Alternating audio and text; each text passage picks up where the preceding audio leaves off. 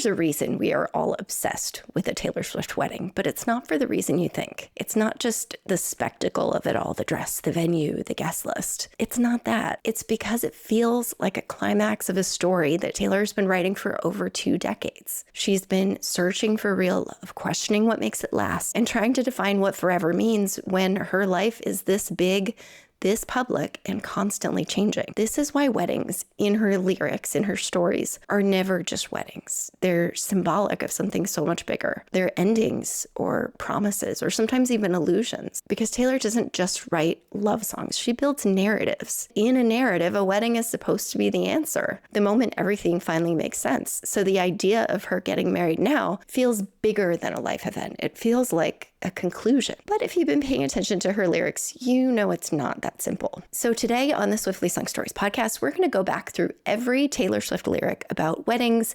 engagements, and marriage, not just to see what she said, but to understand how her idea of forever has evolved over time. Because if a wedding is a final chapter in most love stories, in Taylor Swift's world, every ending is usually the beginning of something much, much bigger. Let's go. The very first time Taylor wrote about the idea of forever and growing old with someone, she said, "I'll be 87, you'll be 89, I'll still look at you like the stars that shine." But Mary's song, Oh My My My, from her debut album doesn't just prophesize marriage to Travis Kelce with his jersey number and her birth year. It does so much more. It sets the standard for what she wants forever to look like. This story begins with a pair of kids growing up alongside each other in this small town, evolving from childhood best friends to romantic partners. Their 2 families are close, and one day the boy looks at the girl and suddenly sees her as the love of his life, not just his playmate. It's fated from that moment that they will be together forever, but it's not all smooth sailing. Take me back to the time we had our very first fight, the slamming of doors instead of kissing goodnight. You stayed outside till the morning light. True love isn't always easy, but it's real. And this becomes a definition of what true partnership means to Taylor from here on out. A person who will stay, even when the road gets rocky, and a person who will know you for who you really are. So these 2 characters in the song do get married, but the wedding isn't the narrative reward. The narrative reward, the ending, is growing old together and raising a family. That's the real goal, is sharing a life. To be 87 and 89 and still together and still in love. So her very first idea of forever from her debut album includes these ideals. They're best friends first, they stick together through thick and thin, and they really know each other. Those are her requirements. And a lot of the conflict we're going to see in the rest of her songbook happens because one of these requirements isn't met in a relationship. In her next album, Fearless, she takes this a step further. It won't just be this everyday best friend romance. It'll be a fairy tale. It'll be perfect. And this idea of marriage is one that a lot of us have when we're young. I might kiss a lot of frogs on this journey, but I'll find my prince. We'll get married and live happily ever after. The wedding is the fairy tale ending, and Love Story dives into this fantasy head first, complete with ball gowns and crowds parting like the Red Sea, and these 2 strangers who are magnetically drawn to one another. But there's 2 problems in this story: their families and her. And this is the first of many, many times she thinks that she is the problem. How do we know she thinks she is the problem? Because she says, "You were Romeo, I was a scarlet letter." And a scarlet letter is a metaphor for the mark of a ruined woman. She's the problem, or her reputation is the problem. And this self-doubt will stick with her for her entire career. In Love Story, she's looking for romance as the thing that could rescue her from this doomed fate, this thing that might break the spell. And she is rescued in the end in this fantasy. And you all know these lyrics. "Romeo, save me. I've been feeling so alone. I keep waiting for you, but you never come. Is this in my head? I don't know what to think." He knelt to the ground and pulled out a ring and said, "Marry me, Juliet. You'll never have to be alone." The princess is rescued by the prince, and he will stay. She'll never be left in the lurch. But in White Horse, just a few songs later, she flips the script. There are no fairy tale endings. "I had so many dreams about you and me. Happy endings. Now I know. I'm not a princess. This ain't a fairy tale. Now it's too late for you and your white horse to come around." It's too late not just for this particular relationship, but it's too late to get her to believe in happily ever after. And this is us seeing her grow up in real time. Her beliefs are getting a bit more complicated, but she's going to keep dabbling in fairy tales, almost like she really wants to believe in them. And Forever and Always starts with Once Upon a Time. And in this song, she keeps waiting for a prince that'll never come. And she says, I stare at the phone, he still hasn't called. And then you feel so low, you can't feel nothing at all. And you flash back to when he said, forever and always. So the idea of forever is a promise to be broken. And she learns that just because someone promises to love you doesn't mean that they will. So in one single album, we've gone from happily ever after to the prince isn't coming to maybe fairy tale endings don't exist at all. Fearless is really a pivotal era in Taylor's idea of forever. But she retains this naive optimism, even when it doesn't pay off. In Speak Now, we will see that naivete disappear in real time. And it starts with Mine. You were in college working part-time, waiting tables, left a small town, never looked back. I was a flight risk with a fear of falling, wondering why we bother with love if it never lasts. She's become a bit more jaded in this era already. This couple in the song faces real-world struggles, may have fights, they make up, but the problems all seem to stem from her insecurities. Everyone leaves, and this person will leave too. Braced myself for the goodbye, she says, because it's all I've ever known. In the end, he wins her over with his consistency. He doesn't leave. And this song ends with, we're gonna make it now. This turns the Scarlet Letter from Love Story into a pattern. She's the problem. And the reason people don't stay is because she's too much. In Mine, it does work out, but that won't always be the case. The title track then invites us to an actual wedding. I am not the kind of girl who should be rudely barging in on a White Veil occasion, but you are not the kind of boy who should be marrying the wrong girl. She's interrupting the wedding of her crush, trying to get him to call it off and run away with her, but she's still the problem. She's not the first choice.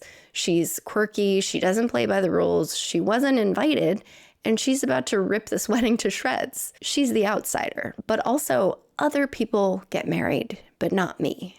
I won't be chosen is the vibe here. In this story, she is chosen, but it's a fantasy, and she doesn't actually interrupt the wedding. She just daydreams about it. But this is the first time she paints marriage as a mistake or layered with doubt. And she's also worrying about these what ifs for the first time in the context of forever. What if he was the one and he marries the wrong person? And therefore, what if I marry the wrong person? She's seeing marriage now as this bigger concept that's not just about fairy tale endings, but it's about carefully calculated choices where a lot of things can go wrong. In the story of us, a lot of things do go wrong. I used to think one day we'd tell the story of us, how we met, and the sparks flew instantly. People would say they're the lucky ones. She's imagined this future with this person like a storybook that's already written. But instead of writing new chapters, the story just ends abruptly. I don't know what to say, she says, since the twist of fate when it all broke down and the story of us looks a lot like a tragedy now.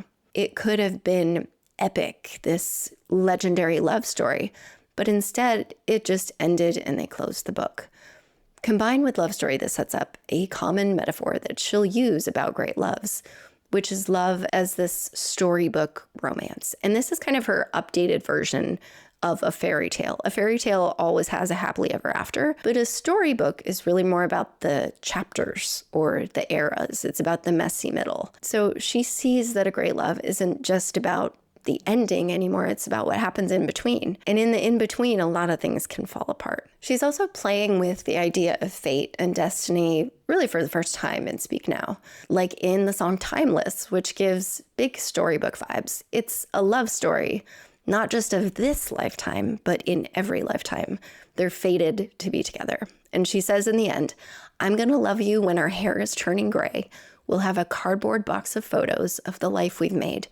And you'll say, oh my, we really were timeless. Same vibes as Mary's song. Marriage isn't the goal here. It's the journey that matters. And on this journey, if you're very lucky, you'll find your soulmate. So in Speak Now, she's learning that love's a journey, not a destination. And up until now, she sees the possibility that the love could last. She still has hope. But once we get to Red, there are no hopeful We'll Grow Old Together songs, and all of the fairy tales have pretty much disappeared. Her new outlook on love is this: love is a game, you either win or lose. And in the very first track, State of Grace, she says, love is a ruthless game unless you play it good and right. This will be essentially her thesis statement in love for the next few albums and eras. She's going to view love as a game or a competition, and marriage or forever as the prize that she might not ever win. When she does consider the possibility of forever in the Red era, she's viewing it through a more realistic lens, and all of the storybook vibes are gone. I'm pretty sure we almost broke up last night, she says in Stay, Stay, Stay. I threw my phone across the room at you. I was expecting some dramatic turn away, but you stayed. Stay, Stay, Stay is not the most romantic song. This is a tumultuous relationship, but there are some really good parts too. You took the time to memorize me, my fears, my hopes and dreams. I just like hanging out with you all the time. All those times that you didn't leave, it's been occurring to me, I'd like to hang out with you for my whole life. Remember those requirements that we talked about earlier for making love last? Really knowing each other and sticking together no matter what? This ticks those boxes. So she can be hot-tempered and pick fights, but because he sees beyond the surface and truly knows her, they can form this real lasting relationship. But this song is the exception because in most of Red, love doesn't last.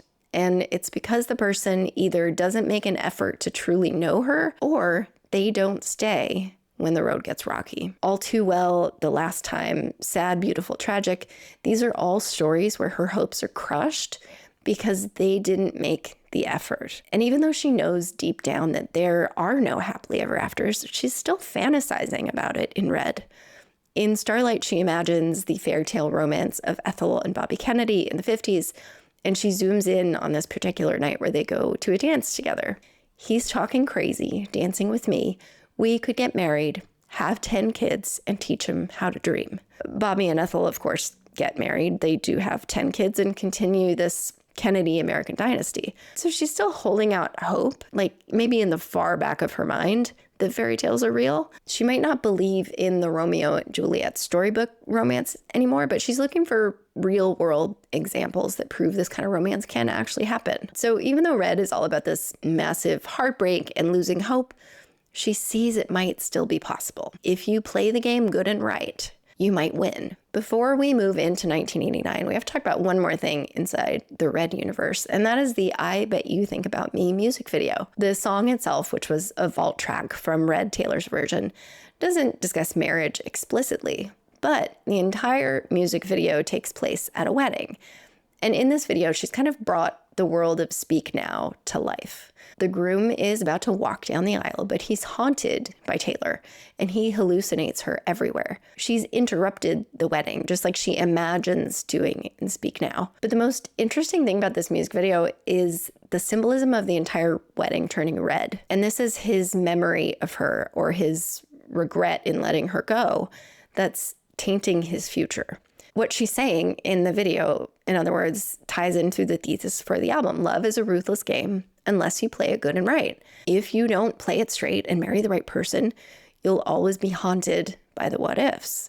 So in this era, she's stepping more carefully into the idea of forever. She doesn't want to make a mistake because she's learned that just because someone says it will last or promises it will last, it doesn't mean they will actually stick around. In her Red era, she seems to be learning that forever just might not happen for her. Nothing is guaranteed, even if you love someone with your whole heart and play the game good and right. As we move into 1989, love is still a game, but this time we have more players, and they're making it really, really chaotic and much, much harder to win. This album and era was really a reaction to the slut shaming she'd been going through, and it's an attempt to draw the narrative away from love and dating altogether. But when there aren't just two people in any relationship, but there are thousands or millions who all have their own opinions and aren't afraid to shout them all over the internet, it's really hard to imagine a love that can withstand that kind of public scrutiny. What she does is she tries to flip the public narrative. So it's going to be forever or it's going to go down in flames, as she famously says in Blank Space. She's using satire to point out this boy crazy man-eater character that the media has painted her to be. But there's always kernels of truth, even when she's using humor. And the truth here is that she'll never find forever if she doesn't also accept that romance can blow up in her face. Her thesis is still that love is a ruthless game unless you play it good and right, and she'll never get to win if she doesn't play. But if she plays the game, the wider world gets to play too. And there's the rub. In All You Had to Do Was Stay, we see how hard this has really gotten for her. People like you always want back the love they pushed aside, but people like me are gone forever when you say goodbye. Break her trust once or take her for granted, and you're done. You have to stay to try to work on it. But you have to stay in an earnest way, not just stick around because it's easier than leaving. In How You Get the Girl, she gives these lovers a prescription for what to do if they mess it up and they want a second chance. She paints this rom-com movie scene where the lover is standing in the rain trying to win her back. And then she gives him an actual script for what to say. And then you say, I want you for worse or for better. I would wait forever and ever. Broke your heart. I'll put it back together. I would wait forever and ever. And that's how it works. That's how you get the girl. To get me back, she's saying, you have to promise that you're worth it. And you have to work on it and promise me you'll never do it again. Show me that you value me, is what she's saying. But she's also questioning not just what real love does, she's also questioning what real love is. And in You Are in Love, she actually tries to define it. Morning, his place, burnt toast, Sunday. You keep his shirt, he keeps his word. And for once you let go of your fears and your ghosts, one step, not much, but it's said enough. You kiss on sidewalks, you fight and you talk. One night he wakes, strange look on his face, pauses, then says, you're my best friend. And you knew what it was. He is in love. What she's saying here is that real love isn't in the grand gestures, standing in the rain, and it's in the small, everyday moments. And real love isn't just romance, it's friendship. She wants a true love who is also her best friend, who doesn't just love her, but also really likes her. And she thinks true love, when she finds it, will be this nebulous, undefinable thing. You can hear it in the silence. You can see it with the lights out. It's here, even if you can't touch it. So in 1989, she's viewing forever love through this sort of cinematic lens. She's romanticizing romance, but she's also writing hypothetically. She's saying, you'll say instead of you said. She's dreaming of what could be when she finds true love's kiss. But in this era, love is elusive. It's just out of reach. All you had to do is stay. Are we out of the woods? And when we go into her Reputation era, she's going to be faced with some new obstacles that will also stand in her way. Because in her Rep era, another player enters the chat in this game of love, her oversized, controversial Reputation. And this time it's not just the public narrative. She's a snake. She's a man-eater. It's also her private narrative about herself. She's begun to doubt that she's even worthy of a forever love. In Endgame, the entire premise is this: I want this to last forever. But she tells this person flat out, I might be the problem. I might be the reason this thing doesn't last. She's hinted at this before in Love Story and Stay, Stay, Stay. But in this album, it's really clear that she thinks she's standing in her own way. She might not find a forever partner because there's the real Taylor Swift. And there's Taylor Swift, the persona, the character. She wants to find someone who sees beyond the headlines, but she's filled with so much self-doubt that she's not sure anyone can do that. In Delicate, she says this really clearly. My reputation's never been worse, so you must like me for me. She thinks she's found this person who can love her for who she really is, but she's still not entirely sure. In King of My Heart, even though she is unsure, she dives in head first. And all at once, you were the one I've been waiting for. I'll never let you go. She wants this to be forever, but she's still not certain. Is this the end of all the endings? She's asking herself.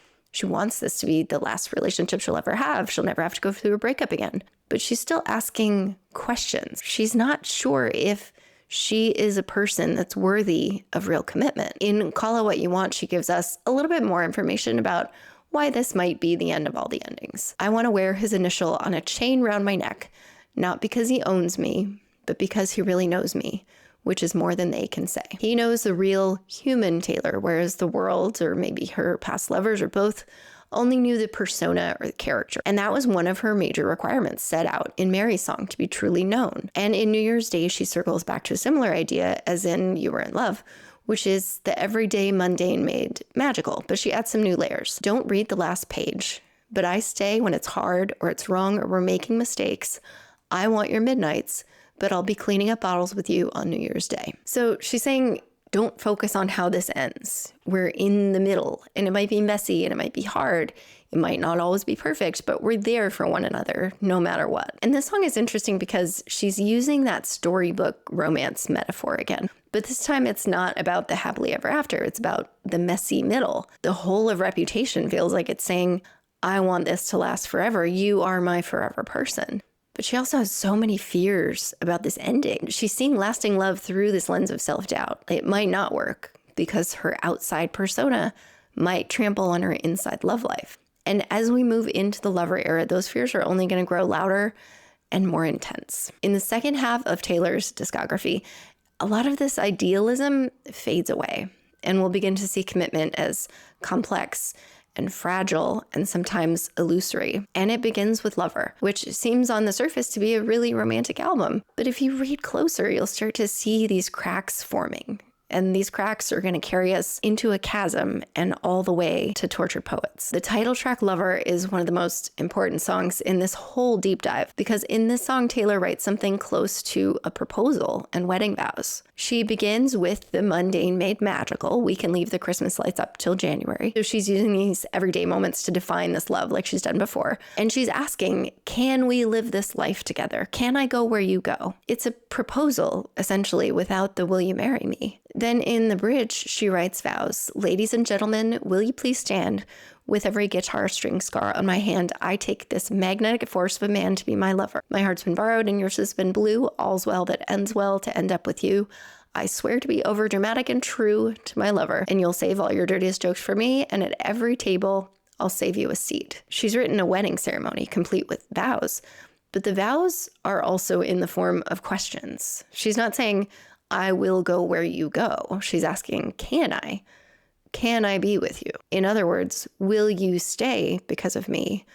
Or will you leave because of me? This is the crack that's starting to spread. Remember with Red, she introduced love is a ruthless game unless you play it good and right. The Archer gives us this new revised thesis statement that will define the rest of her lyrics from here on out.